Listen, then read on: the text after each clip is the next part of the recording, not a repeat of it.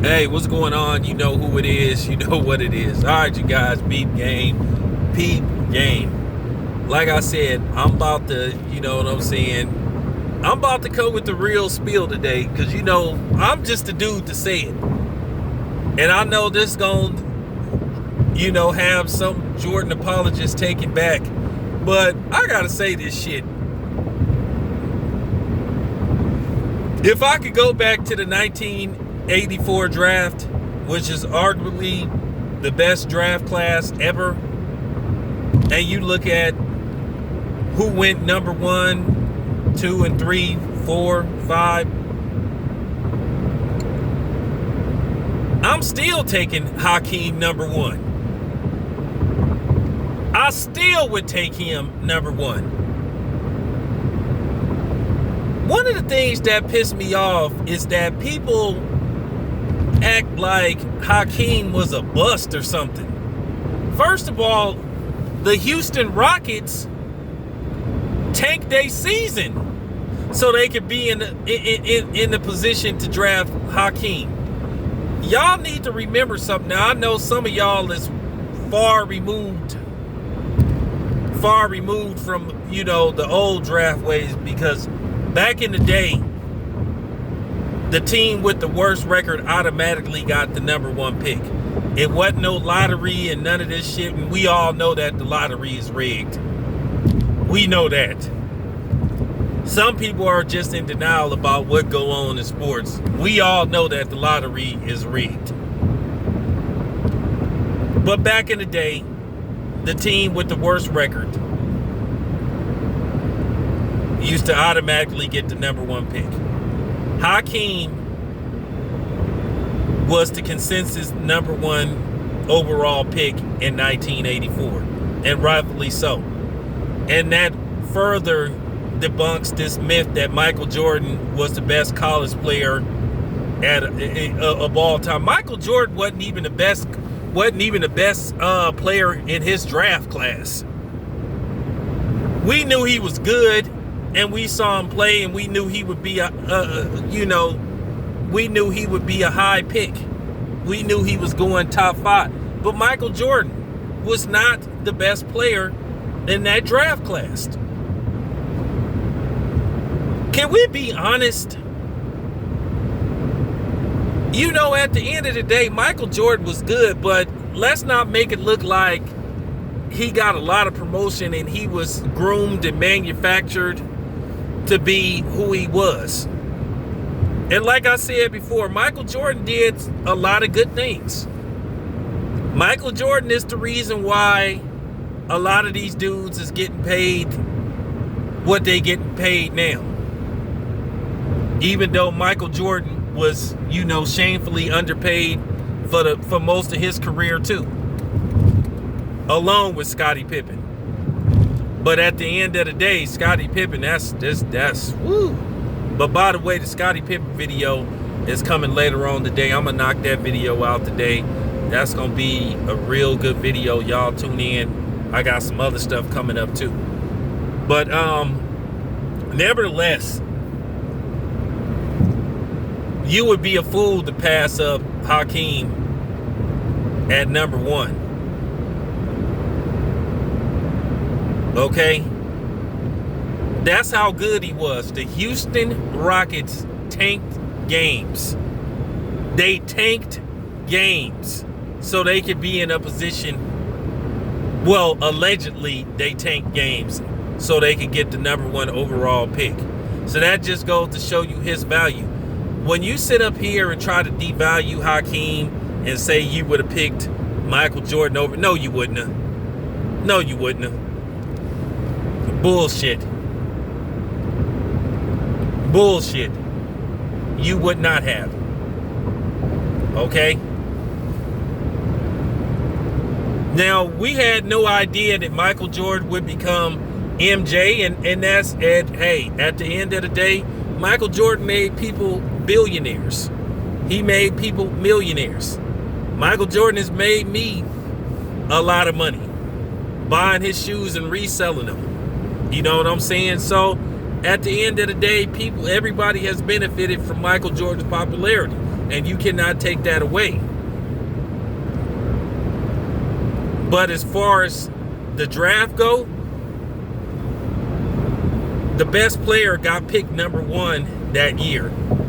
The best college player that year got picked number 1, and it was Hakeem. And please don't come in, but Michael Jordan won more championships. Look, once again, that could be debatable. That could be debunked. I really wish Michael Jordan wouldn't have retired after the 93 season.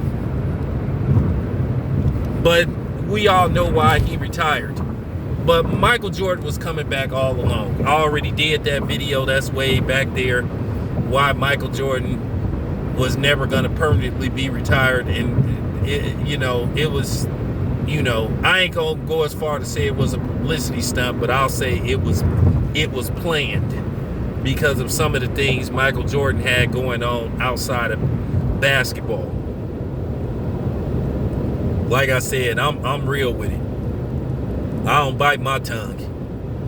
Like I said, the only people that think Michael Jordan should have went number 1 probably is Chicago Bulls fans. But if he went number 1, well, guess what? You wouldn't have got him. Because we got to ask a lot of questions about Michael Jordan. He got put in the right situation. Because like I said, I'm going to pose a lot of questions about Michael Jordan. But when you sit up here and you try to discredit Hakeem, you really show that you have a lack of natural knowledge for basketball, that you a fanboy. Hakeem's numbers are great. Because like I say, if you want to play that championship game, consensus-wise, it's say Bill Russell, Havlicek, and those dudes were the greatest players that ever played.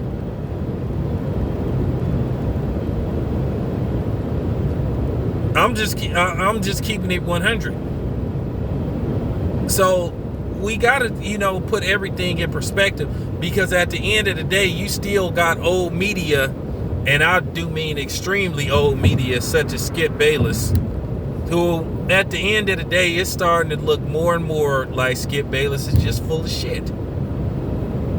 There is nothing to support that Michael Jordan is the greatest college player of all time, because he only has one national championship, and I think to Kareem's 2 or 3, or however long Kareem stayed in college. I would have to look, but I know Kareem is the best college basketball player ever.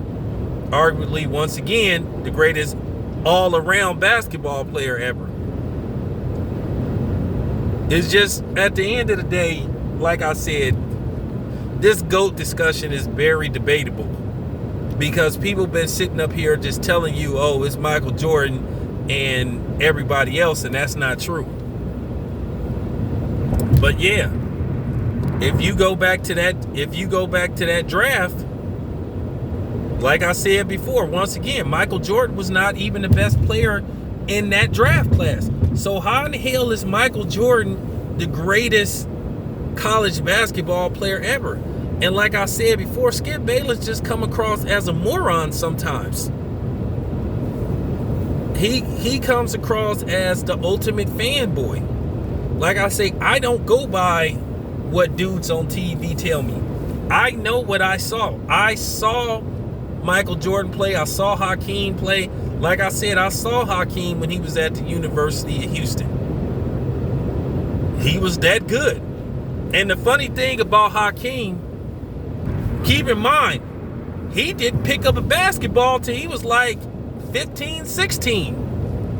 And that's amazing. Dude was like the Deontay Wilder of basketball. He just started, he picked up the game, and he, became a champion. Went on to become the number 1 overall pick and a first ballot Hall of Famer, and considered one of the greatest basketball players of all time. Yeah. So, it is what it is. You go back to that draft. If you really honest, you a GM, it ain't no way you passing on Hakeem for Michael Jordan. Because keep in mind, at the time, most franchises was built around centers. That's just fact. Centers are forwards, but most of the time, centers.